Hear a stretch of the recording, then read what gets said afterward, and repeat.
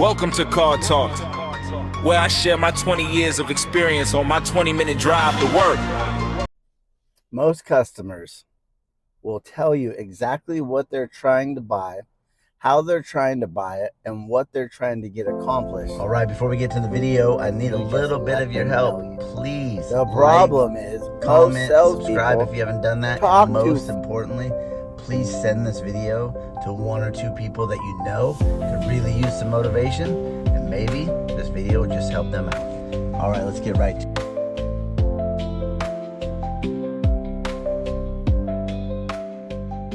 People talk too freaking much. Blah, blah, blah, blah. They just talk and talk and talk. And they don't let the customer explain to them what they're trying to get done. I mean, think about it. There's research that shows how much time customers spend shopping online, researching payments, researching interest rates, researching cars, values of their cars. I mean, heck, every website and everybody has, instant offers now on their trade-ins. And customers take all this data. They get a little overwhelmed with the data, I would assume. They didn't personally tell me, but I would assume that's what's happening. And then they gather all this information, and then they come to your dealership. And then they got to start all over. You greet them, whether it's on the phone, internet, walk-in traffic, whatever. And then you start the process all over again. You start asking them one question at a time, trying to distract all the information from them you possibly can. They're a little bit guarded in the information, so you're not even getting the right information most of the time, and you're trying to put together a puzzle, and you just keep on talking. And then the customer starts to get a little bit annoyed, starts to lie to you, decides that this isn't the right dealership, you don't have the right vehicle, or they just don't feel the warm and fuzzies, so they let you know that they're just looking.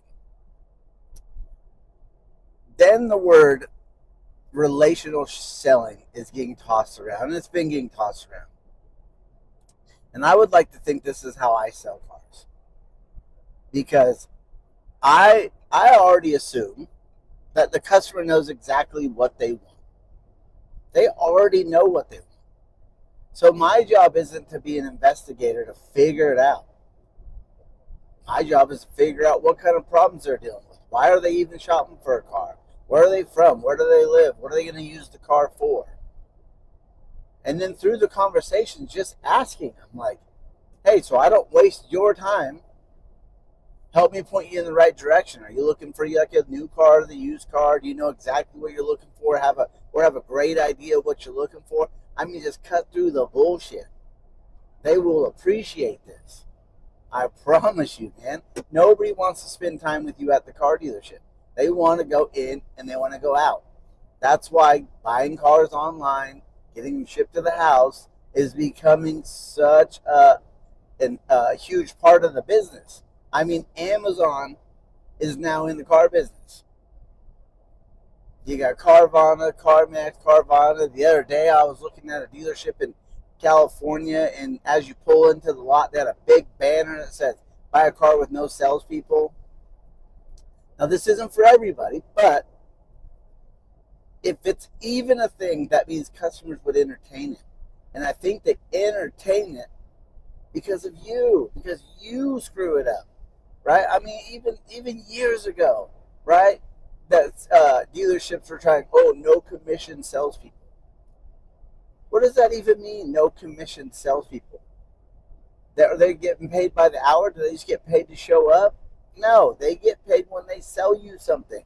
They might not get paid depending on how much money they make on the deal, but they get paid to sell something. So as far as them selling you something, that's a commission. Off topic, but you as a salesperson, it gets so frustrating to me because you as a salesperson have all of the ammunition, all of the information. You got everything you need to be a 20-car salesperson at minimum these days. And you just don't put it together. And I don't know why. I mean, salespeople for the 20 years I've been doing this all say the same thing. They blame the dealership, they blame the customer, they blame the leads, they blame the traffic. They just blame and blame and blame and blame and blame. Never do they take full responsibility. Just like this conversation I'm having, if you're the person that's like the interrogator at the dealership, I'd be willing to bet that your ass won't change and won't change how you sell cars, even if I'm here to tell you that you'll sell more cars, you'll sell them faster, your customers will be happy, life will be easier for you. You still won't do it because you're stuck in your ways. And I don't know how or what to do to get you out. You have to have some life, thing happen. I spent a lot of time struggling when I first got into the car business. And it wasn't until I did some real deep dive into myself, into the process, into the actual skills it takes to sell cars or just sell in general. And what I realized is it didn't take anything fancy. Didn't take no sweet objection lines or overcoming. It didn't take any of that. Because what I found out is all customers, for the most part, have a problem that they're trying to solve. They have in their mind a few solutions already that will help them solve that problem. My job was to let them know I'm here to help you solve that problem. And if I can't help you solve that problem, or you don't feel comfortable about the solution to your problem that I can offer, I wouldn't expect you to buy a vehicle from me. I let every customer know that whatever we got going on, it's no big deal, it's no worries, it's no hassle, it's no problem whatsoever. My job is simple. My job is to help you find a vehicle or two that you would consider buying, and then I'll show you all the information. And if it makes sense, awesome. If it doesn't make sense, no hard feelings. I wouldn't expect you to buy if it didn't make sense. My job here isn't really to sell you a vehicle. My job is to help you solve a problem. Now, sometimes people come into the dealership just freaking excited, man, and they just want to get a new vehicle. Their problem is the vehicle that they have doesn't excite them anymore. They want the new, they want the flashy, they want the technology or the safety or whatever it is. They just want to have something brand new in their life. They want to celebrate. Some people come in and the freaking car doesn't fit their family anymore. I mean, there's a number of issues that go on and problems and just all this. But if you can simplify it, you can just simplify this for the people, for your customer, for yourself, and just realize at the core of you selling anything, it is letting the customer know that you're actually there for them. You want to help them solve their problems.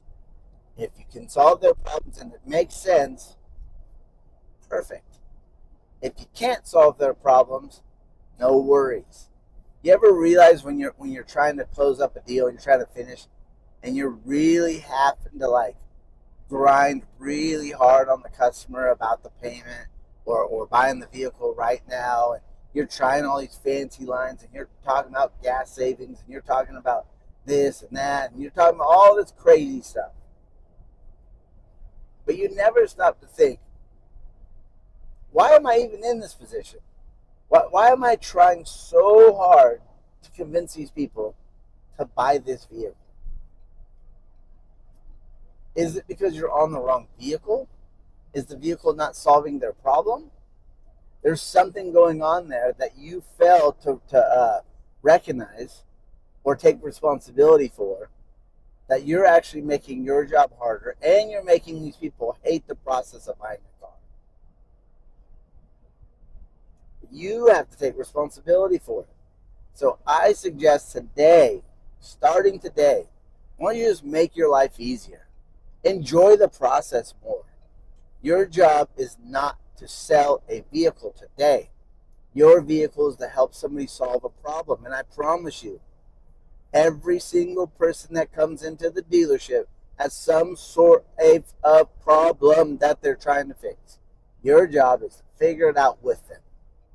And they might not want to tell you because you're a complete freaking stranger. They might not want to tell you off the bat. But if you learn and you understand people, you can get this out of them fairly quickly. Because how you approach them, your body language, your tone of your voice, the way you smile, just everything how you're welcoming them in, lets them know right off the bat whether or not they can trust you or not. You just like carry that around with you. And I think I've done so well in this business because I'm such a trustworthy person. But I'm always putting the customer at the beginning of the process. I'm always putting them first and always kind of working through it. I'm not trying to always just make the most money as possible. I'm just trying to sell the most cars as possible. And with that comes money, comes some minimum commissions, right? But in the end, it all balances out. But if you guys are so caught up in one thing or another and don't take the time, not really going to matter. You're going to be stuck in that like 8 car zone forever. I mean, don't you think if you've been selling cars for over 2 years and you're still selling like 7 to 8 cars a month, don't you think there's a problem with that? I mean, seriously, don't you think that there's an issue that you should probably overcome if, in fact, you've been selling cars for over 2 years and you still are selling the national average of cars? You're not getting any better. 1 month you'll be okay. Next month you're struggling. Anything I say in these videos, is any of it getting put into play?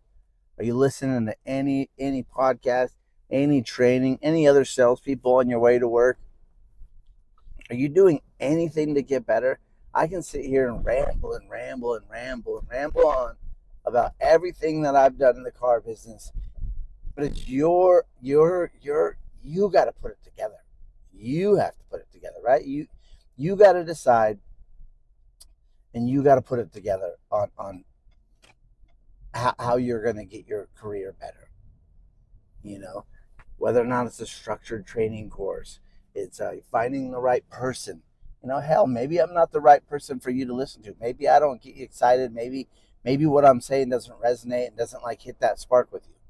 But there's a trainer out there that does. I promise you. There's a trainer out there that will spark for you. I know this, in fact, because I found 3 of them myself that have all made a huge difference in my life.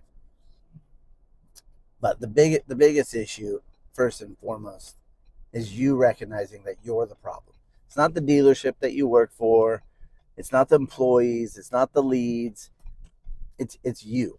You're the issue that you have to overcome. That's the hardest issue to overcome. That's why most people don't overcome it. So, hey, I'm going to keep rambling on in these videos. I'm going to try to share some thoughts on my way to work to you. They help out, cool. If not, hey, you're in the position that you're in. You've probably been in this position for years, so hey, what do you got to lose, right? Anyway, have a great day. Talk to you later. Always. I'll see you over time. We all show up, but we ain't built the same. One's chasing glory, one's playing the game. One's got the gift, don't break a sweat. The other's out here grinding with nothing left. One wants the crowd, the lights, the fame. The other's in the dark, just building a name. One was born with it, one had to grow. One's got talent, one's got hustle.